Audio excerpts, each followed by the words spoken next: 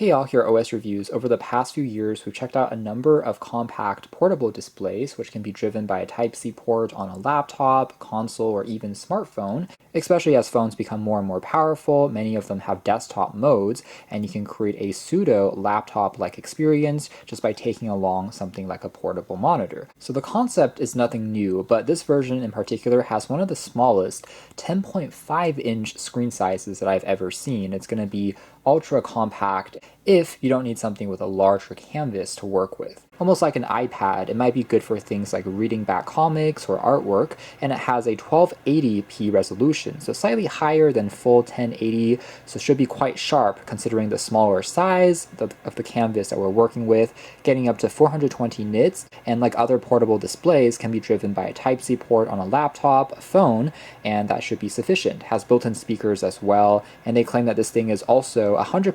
SRGB accurate in terms of the color gamut, so should be quite good as well, even if you're trying to do Photoshop, along with a optional screen protector that you can apply. Now this thing again really is just so small. There's a wall adapter plug, which is optional, and then some additional cables that you get are inclusive of a mini to full-sized HDMI cable. There is a soft microfiber cleaning cloth to wipe out any dust or lint, the detachable kickstand, which looks like this. We'll take a closer look at in a moment. And then on the edge here, we get two more cables, one for power delivery using Type-C to Type-C, as well as another Type-C to USB Type-A, in case you are using the standard HDMI port, since regular HDMI doesn't provide any power, so to turn on the display, you would still need to plug this into another source, like a power bank or a laptop. But if you're using just the one Type-C to Type-C cable here, that should be sufficient to drive the monitor as well. So a closer look here at that kickstand. It's constructed out of a polycarbonate plastic with some rubber accents to prevent the screen or tablet from sliding around,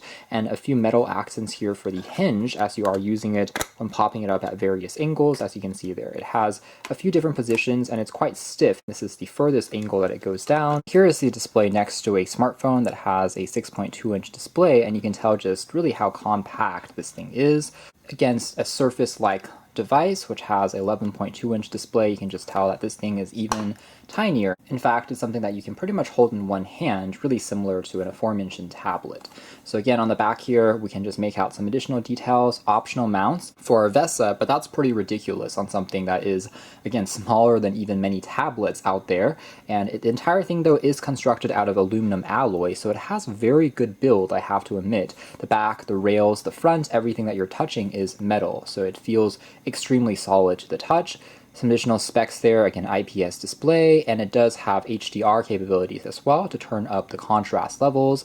We have these machined grills for the stereo speakers on the left and the right sides, along with some dials here to navigate some of the properties of the display, such as brightness, auxiliary port as well. And on the other end, we have all the I/O, including the mini HDMI and two USB-C ports. It is worth mentioning, though, that this display, it's not a touchscreen monitor, so don't expect to interact with it using your fingers. It is a glossy texture, by the way, though, which is something I do wish they would have chosen a matte surface instead, considering it's not a touchscreen.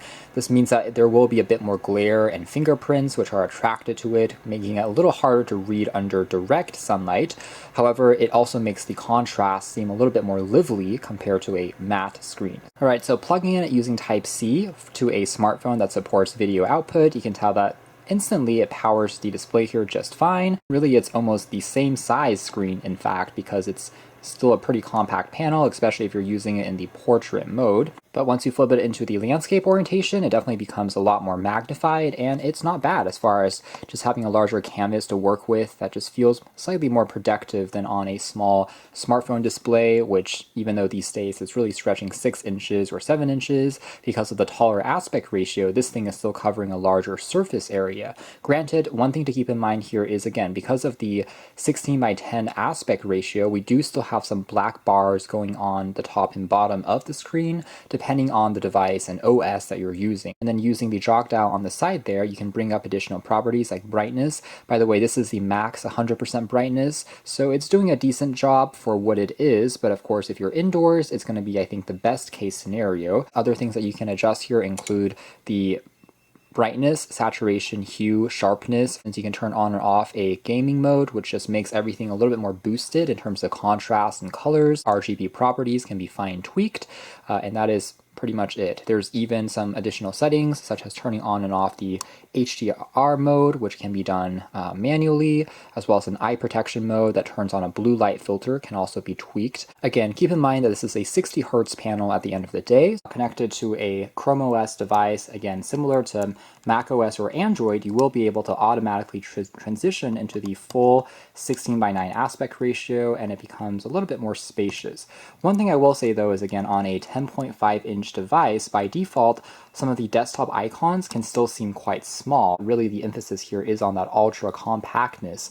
If you do want to travel ultra light, this can fit into the smallest of backpacks, and you can use it for, again, doing a little bit of multitasking, opening up 2 windows on a laptop, plugging into a console for some light gaming, as well as even Raspberry Pis. Here's a demo of what gaming might look like if you are connected to something like an Xbox, or you're streaming something from your computer. So really, it's not bad.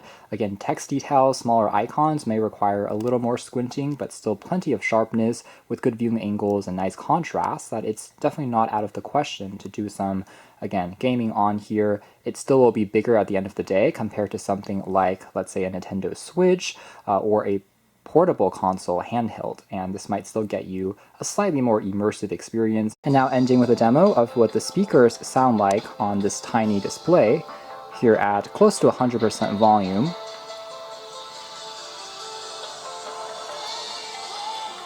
So not bad in terms of the volume output. Gets a little bit of stereo separation since they are located on the left and right sides, built into the monitor, especially if you're pairing it with, let's say, an older console that may not have a built-in speaker of its own. This will certainly do the job in a pinch, but you can always connect to headphones for better quality. Again, not shabby at all in terms of the viewing experience that you get. Pretty sharp looking colors. So that's more or less it as far as our quick hands-on review of the WIMAXIT 10.5-inch USB Type-C ultra portable monitor. If you're looking for something that is super small, pretty much the tiniest portable USB Type-C monitor on the market that you can find right now, then this might be worth taking a closer look at. It also retains very impressive build quality as far as the entire frame being built out of metal. The pricing here at around $100 also seems to be pretty competitive for what it is. You can check out more details if interested in the links down below. Thanks for watching here at OS Reviews.